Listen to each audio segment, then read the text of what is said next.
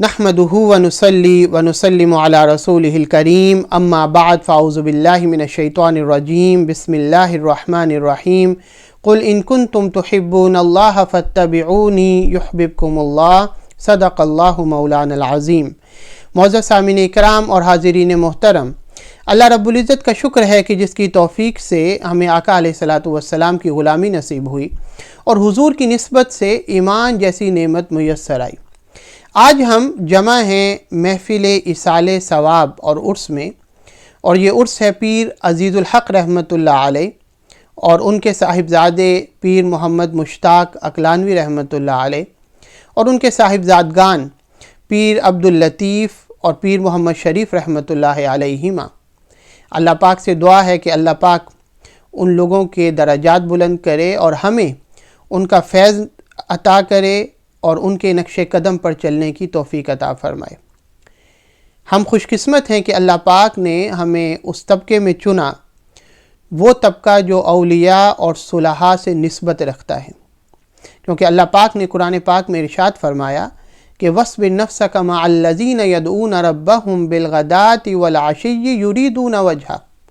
اللہ پاک کا یہ حکم ہے قرآن پاک میں کہ انسان تو اپنے آپ کو ایسے لوگوں سے جوڑے رکھ جو دن رات اپنے رب کو پکارتے ہیں اور اپنے رب کو کسی اپنے مفاد کے لیے نہیں پکارتے، کوئی اپنا دنیاوی کام حاصل کرنے کے لیے اس سے دعا نہیں کرتے، کوئی اپنا ذاتی کام دنیا کا فائدہ اس کے لیے اللہ سے محبت نہیں کرتے، بلکہ یریدون وجہ، وہ صرف اس وجہ سے اللہ کو پکارتے ہیں، اللہ سے تعلق رکھتے ہیں، اللہ کو ندا دیتے ہیں، وہ چاہتے ہیں کہ بس کبھی اللہ کا دیدار ہو جائے، بس اللہ کی کسی طرح رضا ہمیں حاصل ہو جائے۔ تو یہ حکم ہے اور یہ خوش قسمتی ہے کہ ہم لوگ اس حکم پر عمل کرتے ہوئے اولیاء اور صلحاء سے نسبت رکھتے ہیں۔ میں نے جو آیہ کریمہ کی ابتدا میں تلاوت کی، اس آیہ کریمہ میں اللہ رب العزت نے ایک جوڑ بیان فرمایا، ایک تعلق بیان فرمایا، اور وہ تعلق ہے محبت کا اور اتباع کا، کیونکہ محبت کامل نہیں ہوتی جب تک اس کے ساتھ اتباع نہ مل جائے۔ اور محبت کیا ہوتی ہے؟ شریعت کی اصطلاح میں اور علماء اور صلحاء نے جو اس کی تعریف بیان کی، محبت کہتے ہیں موافقت کو، یعنی جو محبوب چاہے اس کی چاہت کے مطابق ہو جانا، جو محبوب چاہے اس کی چاہت کے مطابق کرنے لگ جانا، اس کو کہتے ہیں محبت۔ اور جو اولیاء اور صلحاء گزرے ہیں ان کا یہی حال ہوتا تھا کہ وہ اللہ کی اطاعت میں، اللہ پاک نے جو احکام دیے تھے اس کو کرنے کے اندر وہ اتنے موافق ہو جایا کرتے تھے کہ پھر موافق ہونے کے بعد جب وہ کچھ چاہتے تھے تو اللہ پاک جو وہ چاہتے تھے وہ کرنے لگ جاتا تھا، جو ان کی چاہت ہوتی تھی اللہ پاک وہ کر دیتا تھا۔ لیکن اس کے لیے پہلی شرط یہ ہے کہ انسان پہلے ایسا ہو جائے کہ جو اللہ چاہتا ہے وہ بھی وہی کرنے لگ جائے۔ خطیب بغدادی نے ایک واقعہ نقل کیا آقا علیہ الصلاۃ والسلام کا اور حضور کے چچا حضرت ابو طالب کا۔ آقا علیہ الصلاۃ والسلام ابھی جوان تھے تو حضرت ابو طالب جو حضور کے چچا تھے وہ بیمار ہو گئے اور کافی سخت بیمار تھے۔ تو انہوں نے آقا علیہ الصلاۃ والسلام کو کہا کہ یا ابن اخی ادعو لی ربک الذی تعبدہ یشفینی۔ انہوں نے آقا علیہ الصلاۃ والسلام سے کہا کہ اے بھتیجے، تو اپنے رب سے میرے لیے دعا کر جس کی تو عبادت کرتا ہے کہ وہ مجھے شفا یابی دے دے، وہ مجھے صحت دے دے۔ فدعا لہ رسول اللہ صلی اللہ علیہ وسلم، تو آقا علیہ الصلاۃ والسلام نے اللہ تعالیٰ سے حضرت ابو طالب کی شفا یابی کے لیے دعا کی۔ تو جیسے ہی دعا کی اسی وقت حضرت ابو طالب کو آرام آ گیا اور وہ ٹھیک ہو گئے۔ تو وہ بڑے حیران ہوئے اور انہوں نے آگے آقا علیہ الصلاۃ والسلام کو پھر کہا کہ یا ابن اخی ارا ربک الذی تعبدہ یطیعک۔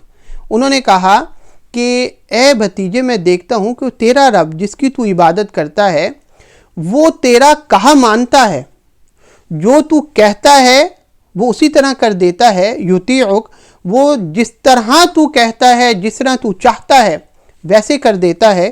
تو آقا علیہ الصلوۃ والسلام نے پھر حضرت ابو طالب اپنے چچا کو کہا، یہ سننے والی بات ہے، انہوں نے فرمایا یا عم لو انت اطعتہ لاطاعک، فرمایا کہ اے چچا کہ اگر آپ ویسے کرنے لگ جائیں جیسا آپ کا رب چاہتا ہے تو پھر وہ بھی ایسے ہی کرنے لگ جائے گا جیسے آپ چاہتے ہیں۔ کیونکہ جب آپ ایسے ہو جاتے ہیں، آپ کی صفات، آپ کی خصال، آپ کی پرسنالٹی، آپ کی ذات ایسی ہو جاتی ہے کہ وہ اس کی سوچ، اس کی نیت، اس کا خلوص وہ کبھی بھی اللہ پاک کے عطا کردہ احکام سے باہر نہیں جاتا، تو پھر اللہ پاک بھی اس کو کن عطا کر دیتا ہے اور فرما دیتا ہے پھر اب جو تو چاہے گا ویسے ہی ہوتا جائے گا۔ یہ اللہ پاک اس کو پھر شان عطا کرتا ہے۔ اور پھر آگے حضرت عائشہ صدیقہ رضی اللہ تعالی عنہ نے ایک دفعہ آقا علیہ الصلوۃ والسلام کو کہا کہ یا رسول اللہ انی ارا ربک یسارع ہواک، میں نے یہ دیکھا ہے، آقا علیہ الصلوۃ والسلام کو کہا کہ اے اللہ کے رسول، میں نے یہ دیکھا ہے کہ آپ کا جو رب ہے، اللہ پاک کی جو ذات ہے، آپ جو چاہتے ہیں اس کو بڑی جلدی فرما دیتا ہے، بڑی جلدی کر دیتا ہے۔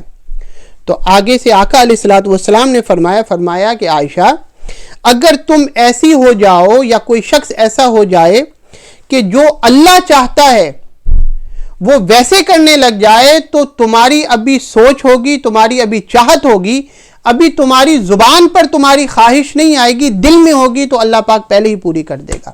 لیکن شرط یہ ہے کہ پہلے وہ موافقت ہو جائے، پہلے اللہ پاک کے احکامات کے مطابق عمل کرنے والا انسان ہو جائے۔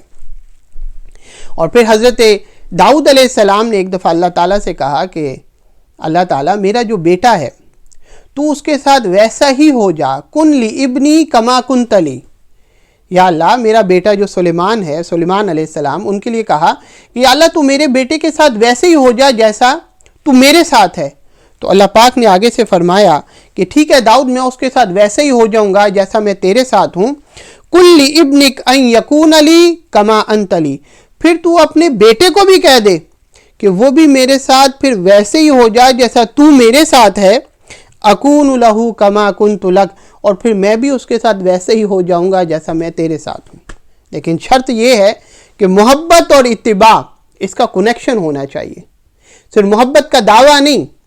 جو میں نے آیہ کریمہ کی تلاوت کی ابتدا میں، جس میں اللہ رب العزت نے ارشاد فرمایا آقا علیہ الصلوۃ والسلام کو قل ان کنتم تحبون اللہ، آقا علیہ الصلوۃ والسلام کو اللہ پاک نے فرمایا کہ ان لوگوں سے آپ کہہ دیں کہ تم اگر یہ دعویٰ کرتے ہو کہ تمہیں اللہ سے محبت ہے، تم اگر اللہ سے محبت کرتے ہو اور یہ تمہارے ذہن میں ہے کہ ہم اللہ سے محبت کرتے ہیں، تو اس کی شرط یہ ہے کہ فاتبعونی، پھر تم میری اتباع کرو، جو میں تمہیں بتا رہا ہوں، قرآن کی صورت میں احکام اللہ کے بتا رہا ہوں، حدیث کی صورت میں اپنا عمل دے رہا ہوں، اپنے اقوال دے رہا ہوں، اس پہ عمل کرو۔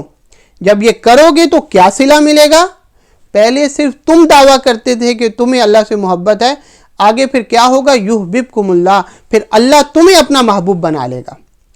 پہلے تم دعویٰ کر رہے تھے کہ اللہ تمہارا محبوب ہے، اب اللہ اعلان کرے گا کہ یہ بندہ جو میرے موافق ہو گیا ہے، اب یہ بندہ میرا محبوب ہے۔ اور حدیث پاک میں آتا ہے اللہ تعالیٰ جب کسی شخص سے محبت کرتا ہے تو کیا ہوتا ہے؟ صحیح بخاری میں حدیث ہے، ان اللہ اذا احب عبدا دعا جبریل، اللہ تعالیٰ جب کسی سے محبت کرتا ہے، کسی انسان سے، تو حدیث پاک میں آتا ہے، امام بخاری نے اس کو نقل کیا کہ اللہ تعالیٰ جبرائیل علیہ السلام کو بلاتا ہے اور کہتا ہے فیقول لہ انی احبہ فلانا، اے جبرائیل میں اس شخص سے محبت کرتا ہوں تو بھی اب اس سے محبت کر۔ ثم ینادی فی السماء، پھر آسمانوں میں تمام فرشتوں میں منادی کرا دی جاتی ہے کہ اللہ پاک اس شخص سے محبت کرتا ہے، اور اس کے بعد ثم یودع لہ القلوب فی الارض، اس کے بعد وہ محبت زمین میں لوگوں کے دلوں میں اس شخص کے لیے رکھ دی جاتی ہے، پھر لوگ اس شخص سے محبت کرنے لگ جاتے ہیں۔ تو اگر آپ دیکھیں کہ کسی اللہ کے ولی سے کوئی شخص محبت کر رہا ہے تو اس کا مطلب یہ ہے کہ پہلے اللہ نے اس سے محبت کی، پھر آپ کے دل کو چنا کہ اس شخص سے محبت کر رہے ہیں آپ۔ لیکن اگر اس محبت کا فیض لینا ہے تو شرط یہ ہے کہ پھر اس کی اتباع بھی کی جائے۔ ان کا جو عمل ہے اس عمل پہ چلا جائے. کیونکہ وہ لوگ ایسے لوگ تھے کہ ان کی زندگی میں، یعنی وہ جو عمل ہے جو ہم نے اپنی زندگیوں میں پیدا کرنا ہے وہ کیا ہے. ایک ہی عمل بتاتا ہوں. ویسے تو جب آپ سیرت پڑھتے ہیں تو بہت سارے اعمال ان کے ملتے ہیں کہ انہوں نے اپنے رب کو کیسے راضی کیا.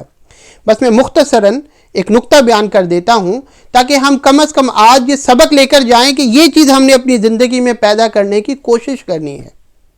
وہ کیا کہ یہ جو لوگ اللہ کے ولی تھے، اللہ کے دوست تھے، ان لوگوں کے ہاں بس ایک چیز ہوتی تھی کہ دنیا میں ہر چیز بعد میں ہوتی تھی، پہلے اللہ کی رضا ہوتی تھی، پہلے اللہ کی محبت ہوتی تھی، پہلے اللہ کا کسی طرح دیدار ہو جائے، اس کی چاہت مل جائے، بس اسی کے پیچھے مگن رہتے تھے.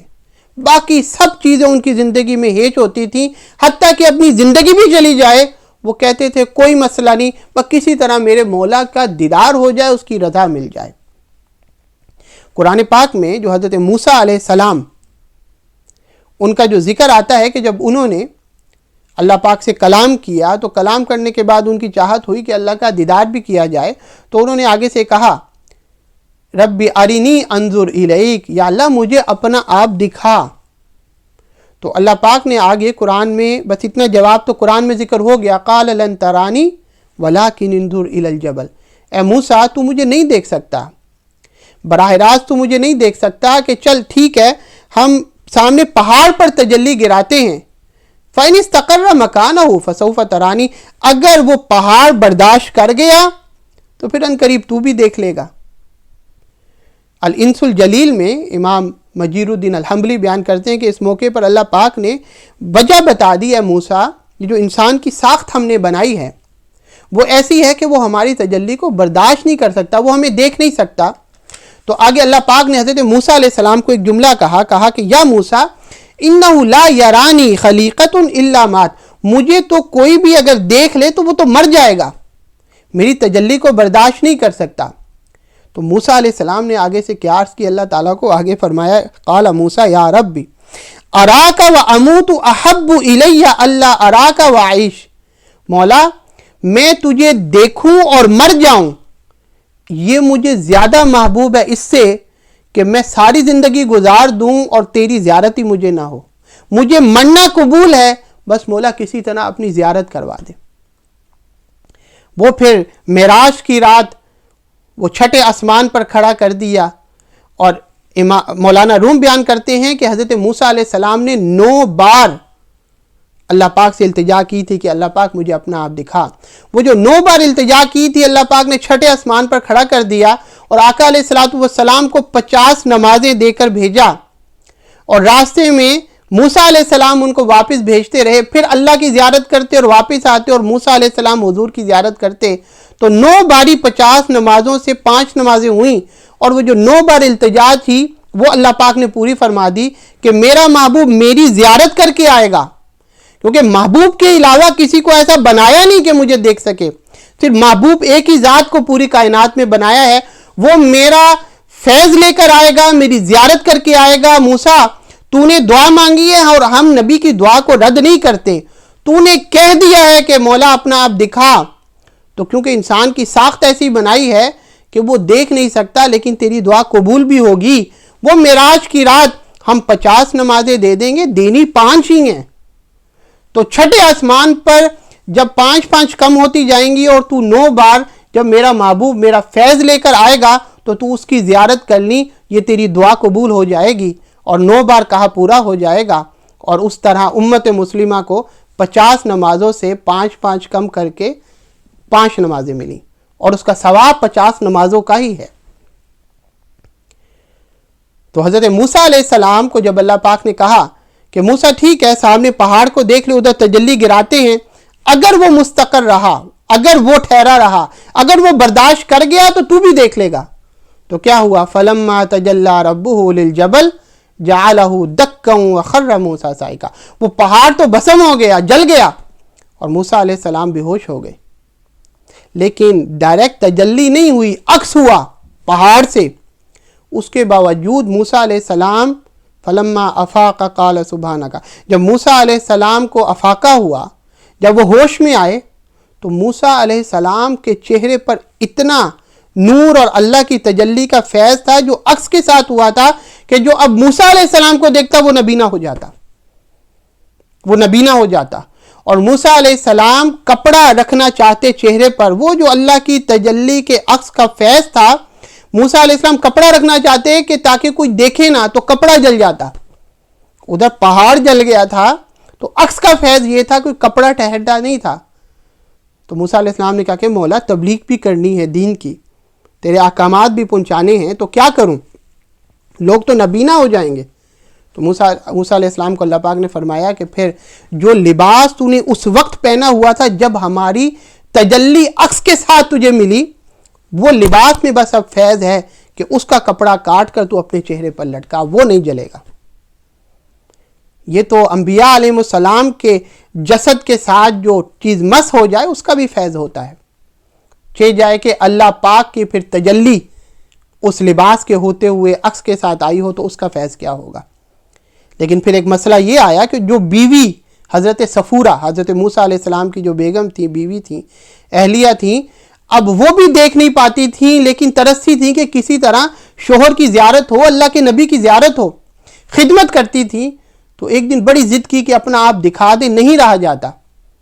تو موسیٰ علیہ السلام نے کہا کہ آپ نبینا ہو جائیں گے. انہوں نے کہا کوئی بات نہیں، میں ایک آنکھ پر ہاتھ رکھ لوں گی تو ایک آنکھ جائے گی نا.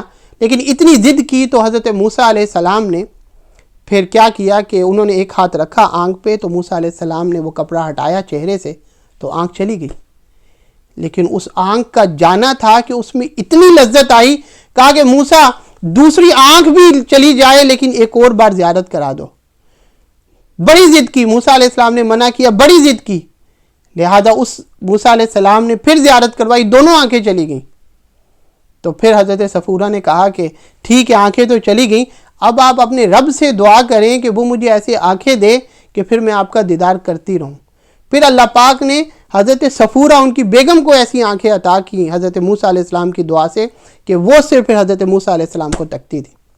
کچھ عرصہ یہ عمل رہا، گریجولی پھر کم ہو گیا. تو یہ وہ لوگ تھے کہ جو اپنی جان کی پرواہ نہیں کرتے تھے. انبیاء علیہ السلام وہ کہتے تھے اللہ کی رضا ملے، اس کی محبت ملے. اور اسی طرح یہ جو اولیاء اکرام ہوتے ہیں، صلحاء ہوتے ہیں، اللہ کے دوست ہوتے ہیں، وہ بھی اسی پیروی میں، ان کے ہاں بھی پھر جو ایک ہی زندگی کا مقصد ہوتا ہے وہ اللہ کا دیدار اور اس کی رضا ہوتی ہے. حضرت یوسف علیہ السلام کا واقعہ آپ نے سنا ہے، اور زلیخا کا، کہ وہ حضرت یوسف علیہ السلام پر تڑپتی تھی، مرتی تھی. لیکن ایک وقت وہ آیا کہ جب زلیخا کی شادی حضرت یوسف علیہ السلام سے ہو گئی، یعنی پہلے بدنامی بھی ہوئی، یوسف علیہ السلام کو بدنام کرنے کی کوشش کی، لیکن ایک وقت پھر ایسا آیا کہ زلیخا جو تھی اس کی شادی یوسف علیہ السلام سے ہو گئی. بڑی تفصیل ہے اس واقعے میں مختصر بیان کرتا ہوں. حضرت ابو طالب مکی نے قوت القلوب میں بیان کیا، وہ کہتے ہیں جب شادی ہو گئی تو پھر زلیخا حضرت یوسف علیہ السلام کو نہیں تکتی تھی. تو ایک دن یوسف علیہ السلام نے پوچھا زلیخا پہلے تو تڑپتی مرتی تھی اور سارے زمانے کی بدنامی تو نے مول لے لی تھی، اب میں مل گیا ہوں تو میری طرف تکتی بھی نہیں ہے. تو زلیخا نے کہا کہ حضرت یوسف اللہ کا شکر ہے آپ کی قربت نصیب ہوئی، لیکن جب سے آپ کی قربت نصیب ہوئی ہے آپ کی قربت کے فیض سے اب اس کو تک لیا ہے، اب جب سے اس کو تک لیا ہے تو پھر اس کے بعد کسی کی طرف نگاہ کرنے کی جسارت نہیں کر سکتی، کسی اور کی طرف نگاہ کرنے کی جسارت نہیں ہے، خواہش نہیں ہے. تو جب اس سے لو لگ جاتی ہے تو پھر کسی اور سے کیا لو لگانا. اور اب ہم اپنا حال دیکھ لیں کہ ہم کہاں مارے مارے پھرتے ہیں دنیا میں، اور جن کا دم ہم بھرتے ہیں، جن ولیوں سے نسبت ہے، ان کا کیا حال تھا، ان کی آپ سیرت پڑھیں اور ہمارا حال کیا ہے. وہ تو ایک کام ایسا نہیں کرتے تھے جس سے اللہ ناراض ہو، ہمارا سارا دن ایسا گزرتا ہے کہ شاید اس میں خیال ہی نہیں رہتا عمل کرتے ہوئے کیا اس سے اللہ تو ناراض نہیں ہوگا. تو دعویٰ کیسا پھر محبت کا. حضرت ابراہیم علیہ السلام، بابا فرید گنج شکر رحمۃ اللہ علیہ نے حضرت ابراہیم علیہ السلام کے حوالے سے بیان کیا کہ حضرت ابراہیم علیہ السلام کے پاس ریوڑ تھے بکریوں کے، 400 ریوڑ، اور وہ چرایا کرتے تھے. تو بظاہر تو ایسا لگتا تھا کہ بڑا مال ہے اور ہر وقت اسی مال میں گمے رہتے ہیں، لیکن نہیں، یہ جو اللہ کے نبی، اللہ کے ولی ہوا کرتے ہیں، مال دنیا سب کچھ ان کے ہاتھ میں ہوتی ہے، دل میں نہیں ہوتا۔ دنیا میں وہ رہتے ہیں لیکن دنیا کو اپنے دل میں نہیں رکھتے۔ تو بابا فرید گنج شکر رحمۃ اللہ علیہ یہ واقعہ بیان کرتے ہیں، وہ کہتے ہیں کہ ایک دفعہ جبرائیل علیہ السلام نے اللہ پاک سے کہا کہ اللہ تعالیٰ، تیرا بندہ، تو نے جس کو دوست خلیل اپنا بنایا ہوا ہے، تو وہ تو ہر وقت اپنے مال میں ہی ان کا خیال رکھتا ہے، ریوڑ کا خیال رکھتا ہے، اتنا مال دیا ہے، تو خلیل تو نے اپنا بنایا ہوا ہے، تو وہ کیا بات ہے، کیا راز ہے اس میں؟ بظاہر تو ہر وقت دنیا میں ہے۔ تو اللہ تعالیٰ نے کہا کہ جاؤ بھئی ٹیسٹ لے لو، تم امتحان لے لو، ٹھیک ہے مولا۔ تو حضرت جبرائیل علیہ السلام آئے انسانی صورت میں، اور حضرت ابراہیم علیہ السلام جو تھے وہ جس جگہ پہ موجود تھے، آ کے انہوں نے آواز ایک ندا لگائی، اللہ کا نام جپا، اللہ اکبر۔ تو ابراہیم علیہ السلام فوراً باہر نکلے گھر سے اور کہا کہ میرے محبوب کا نام کس نے لیا ہے؟ انہوں نے کہا جی میں نے لیا ہے۔ کہا کہ ایک اور بار لے دو۔ کہا کہ پہلے تو اپنی مرضی سے لیا تھا ابراہیم، اب اگر لوں تو کیا دو گے؟ انہوں نے کہا یہ ریوڑ دیکھ رہے ہو، اس میں سے آدھا ریوڑ، ساری بکریاں جتنی بکریاں ہیں نا، آدھی بکریاں تم لے جانا۔ تو انہوں نے پھر بڑی سریلی آواز میں اللہ کا نام لیا، اللہ اکبر۔ ابراہیم علیہ السلام وجد میں آئے اور ادھر ہی بے ہوش ہو کے گر گئے۔ جب اٹھے تو دیکھا کہ وہ شخص، وہ جو فرشتہ تھا جو انسانی صورت میں آیا ہوا تھا، وہ آدھی بکریاں لے کے جا رہا ہے۔ پھر روک لیا، کہا کہ بس جاتے جاتے ایک بار اور میرے محبوب کا نام لے دو۔ انہوں نے کہا کہ اب کیا دو گے ابراہیم؟ کہا کہ باقی آدھی بکریاں جو بچی ہیں نا وہ بھی لے جانا۔ انہوں نے پھر بڑی سریلی آواز میں اللہ کا نام جپا لیا، اللہ اکبر۔ ابراہیم علیہ السلام پھر غشی آئی، وجد میں آئے، محبوب کا نام سنا اور بے ہوش ہو گئے۔ پھر دیکھا، جاگے، افاقہ ہوا، ہوش میں آئے تو دیکھا کہ وہ ساری بکریاں وہ جتنی تھیں وہ شخص لے کر جا رہا ہے۔ پھر روک لیا، کہا کہ بس ایک بار اور لے جاؤ، ایک اور بار میرے محبوب کا نام لے دو۔ انہوں نے کہا کہ ابراہیم اب کیا دو گے؟ اب تو تمہارے پاس بچا ہی کچھ نہیں۔ انہوں نے کہا اتنی بکریاں لے کے جا رہے ہو تو تمہیں کو اس کے لیے چرواہا بھی تو چاہیے ہوگا نا، تم مجھے میرے محبوب کا نام سناتے رہنا، میں تمہاری بکریاں ساری زندگی چراتا رہوں گا۔ وہ جب کیفیت میں ہوتے ہیں ان کے ہاں بس اللہ، وہ جو محبوب ہے اس کا نام، اس کی رضا، اس کا دیدار، اس کے نام میں جو لذت ہے وہ چاہتے ہیں بس وہی ہمیں ملتی رہے۔ تو یہ اولیاء اکرام جو ہیں یہ ان کے پیروکار ہوتے ہیں، اور جن کا ہم نام لیتے ہیں، جن سے ہم نسبت کا دعویٰ کرتے ہیں، تو ان کی اتباع بھی کی جائے، صرف محبت کا دم نہ بھرا جائے۔ حضرت میاں میر رحمت اللہ علیہ، ان کو کالی کھانسی ہو گئی، تو ساری رات کھانستے تھے، ساری رات۔ تو جو ماں تھی وہ ان کو کہتی رہتی تھی کہ بھی آپ دعا کریں اللہ تعالیٰ سے، تو دعا نہیں مانگتے تھے۔ تو بڑی حیران ہوتی تھی، اور صبح کو ان کے گھر میں لائن لگ جاتی تھی، محلے سے سارے لائن میں آ جاتے تھے، اپنی اپنی جو ان کی حاجتیں ہوتی تھیں ان سے دعا کرواتے تھے، اور سب کی حاجتیں پوری ہوتی تھیں، کیونکہ اللہ کے ولی تھے۔ میں نے آپ کو بتایا کہ جب آپ موافق ہو جائیں اللہ کی چاہت کے، تو پھر جو آپ کہتے ہیں وہ ہوتا چلا جاتا ہے۔ تو وہ دعا کرتے تھے، ان کی حاجتیں پوری ہوتی تھی، لیکن ماں دیکھتی تھی کہ میاں میر اپنے لیے دعا نہیں مانگتا، ساری رات تکلیف میں ہے، کھانستا رہتا ہے۔ ماں کا اپنا درد ہے بچے کو دیکھ کر۔ جب انہوں نے دیکھا کہ نہیں مانتا، تو صبح انہوں نے بھی محلے سے ایک برقع منگوا کر پہن کر لائن میں لگ گئی، اور جب اس کی باری ہوئی تو کہا کہ بد دعا کریں کہ اللہ پاک جو ہے میرے بیٹے کو شفا یابی دے دے، آواز بدل کے پتہ نہ لگے۔ انہیں دعا کر دی، مولا اس کے بیٹے کو شفا یابی دے دے۔ ختم ہو گئی بات۔ رات آئی، اب ویٹ کر رہے ہیں، انتظار کر رہے ہیں کہ کھانسی ہے، اب کھانسی نہ آئے، بڑے پریشان۔ تو ذرا سوچ گئی تو پھر اندازہ ہو گیا کہ والدہ تھیں اور انہوں نے دعا کروائی۔ تو پھر والدہ کے قدموں میں جا کے گر پڑے اور کہا کہ امی جان آپ نے بڑی زیادتی کی۔ انہوں نے کہا کہ بیٹا زیادتی کیا کی؟ اچھا ہوا تو نے دعا کی، رب نے سن لی، کھانسی نہیں آئی، تکلیف دور ہو گئی۔ انہوں نے کہا امی جان آپ کے سامنے تو میری کھانسی تھی نا، تکلیف تھی، آپ کو کیا پتا میرا مولا جب وہ کھانسی شدید ہوتی تھی اور تکلیف میں ہوتا تھا، میں شدید تکلیف میں، شدت ہوتی تھی تکلیف کی، تو میرا مولا مجھ سے خود پوچھا کرتا تھا رات کو، میاں میر کیا حال ہے؟ آج وہ پوچھنا چلا گیا۔ تو یہ چیز ہمیں اپنے اندر پیدا کرنی چاہیے، سبق لے کے جانا چاہیے یہاں پہ آپ آئے ہیں، جن بزرگوں کی نسبت کا دعویٰ کرتے ہیں، اگر دعویٰ کرتے ہیں تو اتباع یہ ہے کہ انہوں نے دنیا میں رہے لیکن دنیا کو اپنے دل میں نہیں رکھا، اللہ کی رضا جو ہے اس کو چاہا۔ تو ہمیں بھی چاہیے کہ اللہ کی رضا کو چاہیں، اور میں نے جو آیہ کریمہ ابتدا میں تلاوت کی اسی پر اپنی گفتگو کا اختتام کر رہا ہوں، جس میں اللہ رب العزت نے ارشاد فرمایا کہ محبوب آپ ان لوگوں سے کہہ دیں کہ اگر تم اللہ سے محبت کا دعویٰ کرتے ہو تو پھر میری اتباع کرو، اللہ تمہیں اپنا محبوب بنا لے گا۔ تو یہاں پر میری گفتگو ختم ہے، اور جتنے احباب متعلقین متوسلین آئے ہوئے ہیں ہمارے ادھر، ان کو یہ اس سال کا وظیفہ سمجھیں، اور اس دربار عالیہ سے جہاں پر آپ موجود ہیں، اس دربار عالیہ سے حکم یہ سمجھیں آپ کہ یہ صادر ہو رہا ہے آپ کے لیے کہ جو بھی اس دربار کے ساتھ ہمارے ساتھ یہ دم بھرتا ہے کہ وہ نسبت ہے اس کو ہمارے ساتھ، وہ فیض چاہتا ہے اس دربار کے بزرگوں سے، تو اس کے لیے یہ حکم ہے کہ زندگی میں کبھی نماز نہ چھوڑے۔ یہ وظیفہ ہے، آپ کو ہر سال میں وظیفہ دیتا ہوں، اس سال کا وظیفہ آپ کو یہ دے رہا ہوں، اور یہ وظیفہ کیا، یہ اللہ کا حکم ہے۔ آپ نے بس یہ عہد کر کے جائیں کہ آج کے بعد نماز نہیں چھوڑنی، تاکہ کل کو قیامت والے دن جن بزرگوں کا نام لیتے ہیں وہ اللہ کے حضور شرمندہ نہ ہوں کہ یہ لوگ تھے ہمارے ساتھ نسبت رکھنے والے، جو مولا جو فرض تھا اس کو بھی نہیں پڑھا کرتے تھے۔ بعض اوقات ٹھیک ہے نماز آنکھ نہیں کھلتی فجر کی، ٹھیک ہے کبھی ایسا ہو گیا، بس جب آنکھ کھلے پڑھ لیں۔ آقا علیہ الصلوۃ والسلام نے فرمایا فجر کی نماز کا کفارہ یہ ہے کہ اگر نہ اٹھ سکے جب آنکھ کھلے تب پڑھ لیں آپ۔ تو دیکھ لیں صبح زوال کا وقت اگر نہیں ہے تو پھر آپ نماز جو ہے وہ فجر کی پڑھ لیں۔ دن میں اگر کسی وجہ سے رہنی نہیں چاہیے نماز، نہیں پڑھ سکے، رات سونے سے پہلے اس کو پڑھ کے سوئیں جو نماز قضا ہو گئی تھی دن میں۔ بس یہ وظیفہ ہے، اللہ پاک جو ہے جو سنایا ہمیں اس پہ عمل کرنے کی توفیق عطا فرمائے۔ وآخر دعوانا ان الحمد للہ رب العالمین۔